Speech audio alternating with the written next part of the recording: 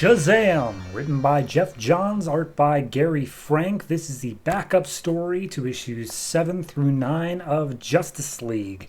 This is like a 15-part story that is at some point going to involve actual non-backup story parts and a whole bunch of other stuff. So just kind of like keep track of this somehow. Anyway, if you have seen the Shazam movie, this is going to sound very familiar because it's basically lifted one for one. However, going up to chapter 3 here, we have it opening on a random day, random street. A guy is walking down, all happy. He's flipping a coin over to a homeless person, opening a door for somebody into their building, pushes a button on an elevator, and as the elevator is moving, there's this weird electrical surge.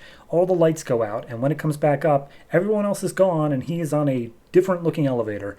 And it starts falling and falling until finally it opens up, and he steps out into this incredible throne room place. And he makes his way through, and he sees all these thrones have been cracked and crumbled, until finally he comes to one where a man is sitting in it. And he can't remember exactly what he said, but he said something about being worthy, and there was lightning and smoke. And he asked a whole bunch of questions until finally he was kicked out with the guy saying, "No, not you." And suddenly he was just back in the elevator where he began.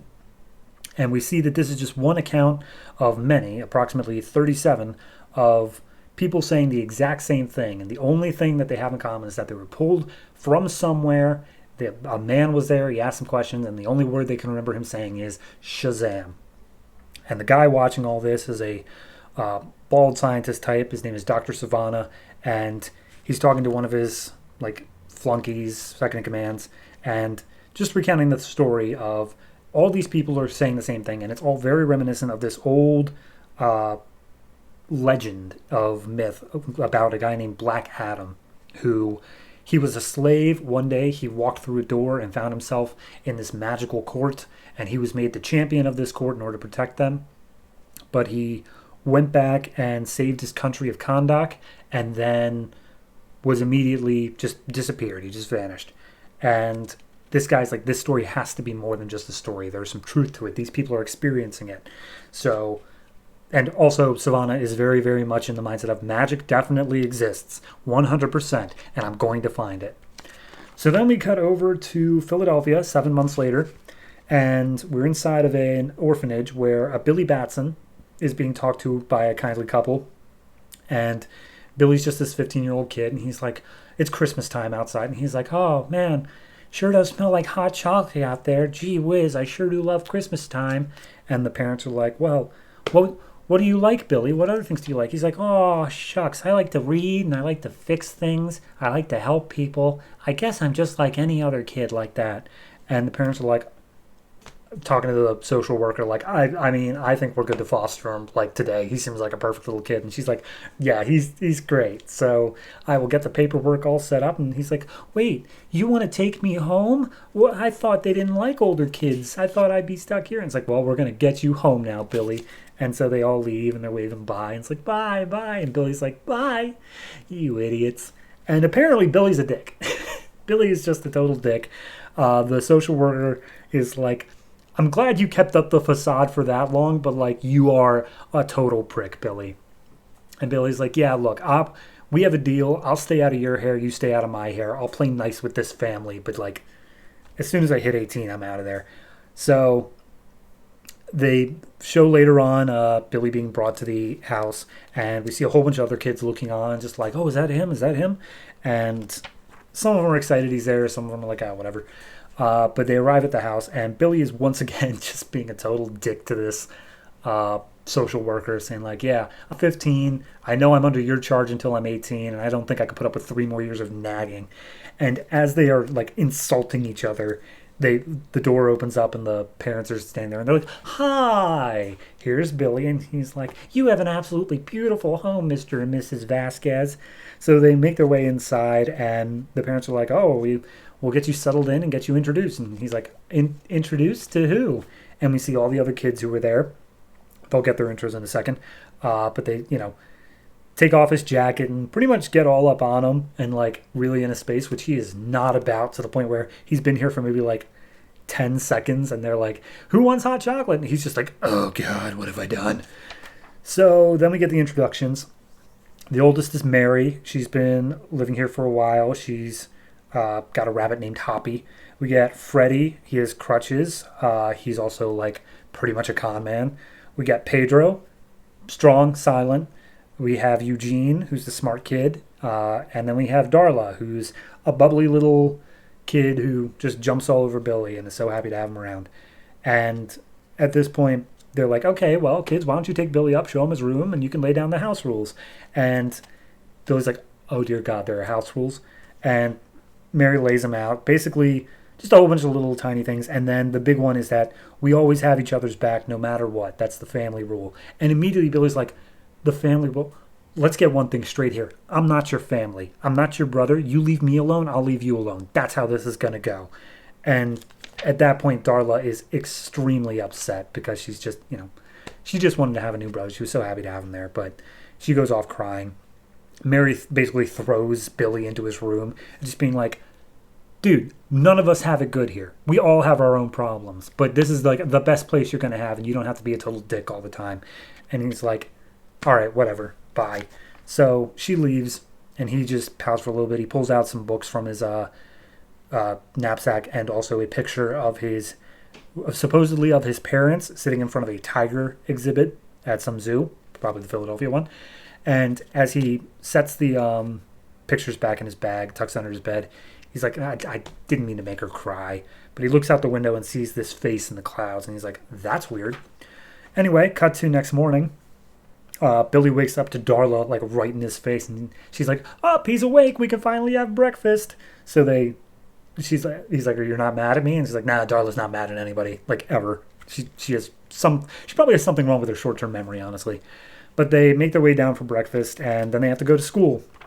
And Freddie is pretty much the same age as Billy, so they stick together for the day, despite Billy not wanting to. He doesn't want to be family or friends with Freddie. But we see that Freddie he gets test scores and hall passes and doctor's notes, and he sells them to the other kids. And one kid comes up saying how he wants his money back because despite him being a very large male, he was given a doctor's note for a diagnosis of endometriosis, which is not a diagnosis you could have. So then we cut to after school, everyone's leaving, and Billy's like, yeah, don't wait up for me, I got stuff to do. And he walks away from the family. But as the family is accosted by this other family of the Breyer brothers, who are all just these rich, snobby kids who are they just don't like the Vasquez family, I guess you'd call them, but like that group of kids. And Freddie makes a snarky joke to which one of the Breyers immediately starts fighting him and like pins down some of the other kids as well. To which Billy immediately turns tail, comes back, and beats up all the Breyers, no problem. And he's like, yeah, don't thank me for it. I really just don't like bullies. But as he does so, he sees the principal is like there and caught them. So he's brought back into the principal's office along with the Vasquez, or at least Mr. Vasquez. And he's like, look, I don't know what kind of kid you think Billy is, but we got his transcripts from other schools. He is like literally a dick all the time. So he needs to control himself or else he may not, we will kick him out of the school. And at that point, the Breyer brother's father, Mr. Breyer, shows up and he's like, who's this young boy picking fights with my son? And he's like, I didn't pick the fight. You guys started the fight. But regardless, he donates and he's rich enough that the principal immediately sides with him. And Billy's threatened with expulsion if he does anything else over again. So Mr. Vasquez tells him, hey, look, you got to know, even if they started the fight, you shouldn't get in the fights. Just don't do that. And Billy's like, yeah, sometimes you have to. And he walks up to Mr. Breyer and says, hey, if your boys don't back off, I'm going to shove their silver spoons down their throats. And Bryson immediately just grabs the back of Billy's collar and it's just like, oh, yeah? Yeah? Well, if you do anything to my sons again, I'm going to make sure that you have to deal with me. And then Vasquez comes up and stands up for Billy because that's not cool to threaten a kid. But he pushes Billy onto Vasquez, peels out in the cars, they all laugh. And Billy, he doesn't like that he had to have someone else stand up for him. But you can tell that he's a little bit gracious that someone has his back. And then finally we have 45 miles north of Baghdad, after 7 months of searching, Savannah's there and he's told by one of his guys at a dig site, we found something, finally at last. And they found a door that has some symbols in it that Savannah had never seen before. And this he believes has to be the tomb of Black Adam. This is it. And it's going to be enough to save his family. because that was something I forgot to mention, was that his family has some illness or something, or maybe they're dead. I'm not sure. Regardless, only magic can save them. So he sees them trying to pry open the door. They're not doing it fast enough. He grabs the crowbar and like pries it open even harder. And when he does, there's an electrical magic force that zaps out of the door and shocks Dr. Savannah in his eye. And everyone's like, Dr. Savannah, are you okay? Are you okay? And he sits up and he's like, I can see magic. And you see his eye has this lightning bolt scar, and it's like the cosmos inside of it, and he can just see all around him little sparks of magic. And that is the end of chapters 1 through 3. Like I said, if you've seen the Shazam movie, it is basically beat for beat up to this point. It's very good, very solid. The art, I mean, it's Gary Frank on art. If you've never seen him draw, you should. It is fantastic the whole way through. Every single panel just feels so well crafted, so detailed. It's solid. I mean, there's a reason that, I mean, yes, it's because it's so long, but there's a reason that Shazam got a trade by itself, because it is a fully fledged story. It takes its time. It's setting up the characters, and it's doing a lot with it. So I can't fault these first 3 chapters at all. It tells a very good story. I like how it sets up that thing of Billy being just this super neat and keen kid, and then he's just a dick, like the whole way through. And I like that turn, because I genuinely don't think that anyone would have been expecting it. So yeah, no, overall, I'm giving this I want to say 9.